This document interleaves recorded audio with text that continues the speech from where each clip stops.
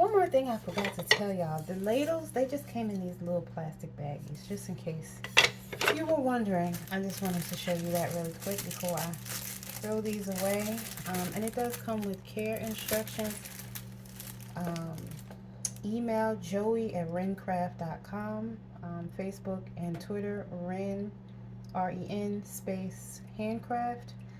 Wooden spoon care. Don't soak wood in a natural. Wood is a natural substance, and over soaking it can dry it out, split, and crack. Hand wash. Do not clean wooden utensils in the dishwasher. Simply wash them with a gentle dish soap and dry them immediately with a dish towel. Moisturize. To keep them looking like new, oil your wooden spoons once a month. Rub spoons with a food grade mineral oil.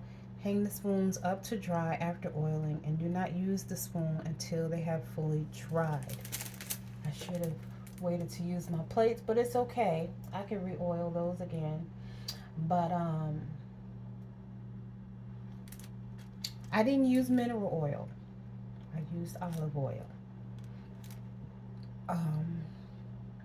You can use coconut oil. You can use other oils, and you can maybe Google that to see what other oils would be acceptable depending on what you have. Maybe I'll even use castor oil next time. We'll see. I've looked up the oils that you can use even, and I was fine with using olive oil, but I'm going to look and see if castor oil might be better, because castor oil is thicker like mineral oil. I don't really want to use mineral oil, but we'll see. So again, I just wanted to show you that. I really wanted me a soup spoon, and so it was hard to find, but that set included a spoon. That was a good length, because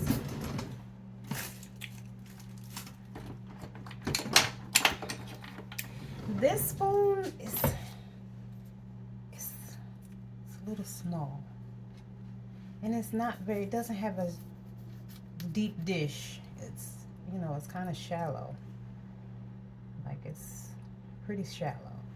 So when I was using it to eat with, I couldn't get a good hearty portion like I wanted to. And then it broke, so like I said, I tried to glue it back, and it's like still sticking, but it's not glued on the way it should be. So a lot going on.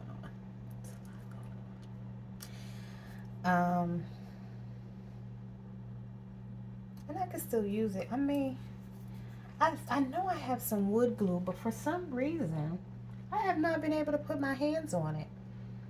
I don't know what I did with it. And it's like, it's right in front of my face, but I can't put my hands on it. As I know it's on my shelf with the rest, with my other business stuff, but when I looked for it, I didn't see it. And I looked for it more than once, and I'm like, I know I just saw this glue. I know I didn't use it all, so what happened to it, you know? And sometimes you'll go back to that same spot and you look again, and it's like, oh, where did you come from? So that's probably what's going to happen, but it is what it is. All right, I just wanted to share that with y'all. Again, this is my journey to 100%. So willfully, this is all beneficial.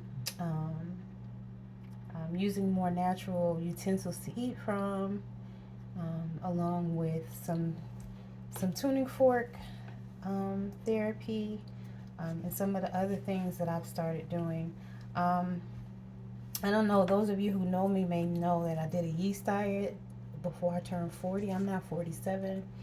So it was like 3 months prior to my 40th birthday.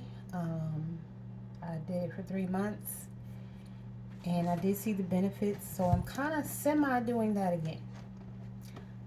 That's the fast that I did was very, very beneficial. But it didn't get me back to 100%. And it may be because I kind of started binge eating after. Not really bad, but I did eat some things that I shouldn't have had, like plant-based meat and tofu. I shouldn't have had anything so heavy. And then once I started eating tofu, I was eating too much tofu.